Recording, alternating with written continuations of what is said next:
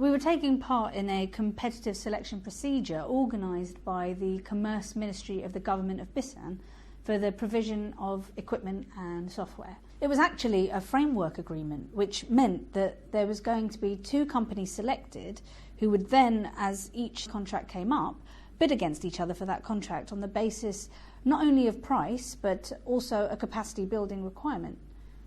The capacity building in question was the provision of air conditioning units for government children's hospitals, of which there were quite a few, a legacy of the Civil War which had only ended 6 years before.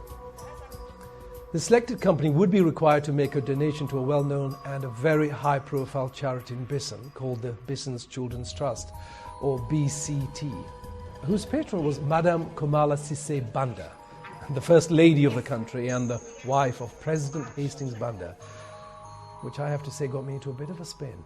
We've obviously got quite strict rules on that sort of thing. We need to know that capacity building is legally allowed under the legal framework of the country, and it was. We need to know that the money is going to be properly spent on what the contracting authority says it's going to be spent on, i.e. it is not going to find its way into some corrupt government minister's offshore bank account, which means that we had to do due diligence against the charity to establish that it was correctly run. So we did all of this, and then BCT basically came out with top marks. It had an independent board of trustees who included several international figures of good reputation and standing.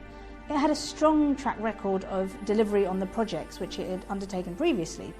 You know, this wasn't a case of roofs caving in and money missing. It was a case of projects delivered on time, on budget, you know. It seemed to be okay, but there were some people, Brian was just one of them, who felt that we shouldn't do it. I and a number of others did not like the fact that the assistance had to be provided through a charity of which the President's wife was the patron and chairman. In my view, such things ought to be provided completely independently, and we, as the donor, should retain complete control of all aspects of the provision of services, including the selection of contractors and suppliers and the contract rate being paid to them. It just felt wrong. Madame Banda herself wasn't responsible for the award of our contract. We knew for sure that our main competitor, Groupe Santerre, would almost certainly be putting an offer in for the capacity building, and probably quite a substantial one. We knew our products were the best, and we put a hell of a lot of work into getting this far. I mean, as our boss said at the meeting, it's a put up or shut up time. Are we going to offer to provide these funds to this charity and give ourselves a chance of winning these contracts or not?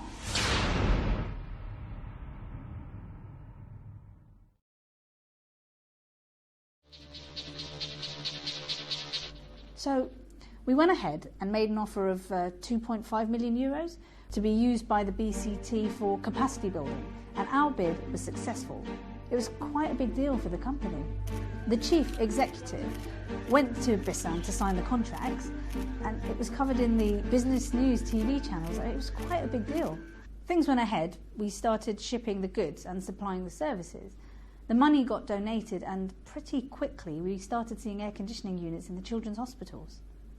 It was about a year to 18 months inside the contract, inside the first initial call-off notice, that Brian Almeida's successor first drew our attention to an article alleging that despite the existence of procurement procedures in BCT, nevertheless the same 2 companies were winning all the contracts that BCT issued, and that these 2 companies were in fact beneficially owned and controlled by Madame Banda's brother. So we did some investigations and found that the air conditioning units that we had paid for had indeed been supplied and installed by these companies.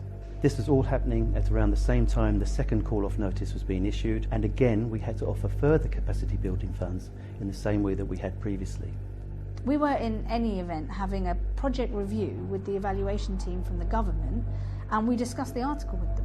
Their position was it was basically all a load of rubbish and we should just get on with what we're doing, on which they were very complimentary and sort of seemed to be implying that we were well placed to succeed on the next round.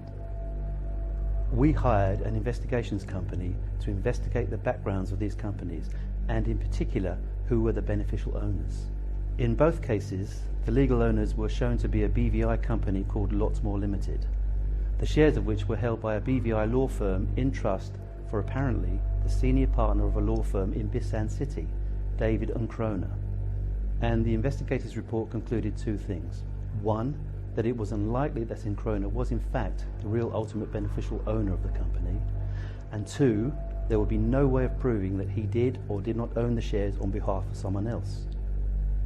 Everyone they spoke to in Bisan thought that he almost certainly did own it on their behalf, but that was just on the basis that that was the way things worked there, rather than on the basis of any hard evidence. All we had was rumour and denial. We had what seemed to be an effective capacity building programme, but we also had the risk that we were making millions of pounds available indirectly to a member of the president of the country's family. So what do you do?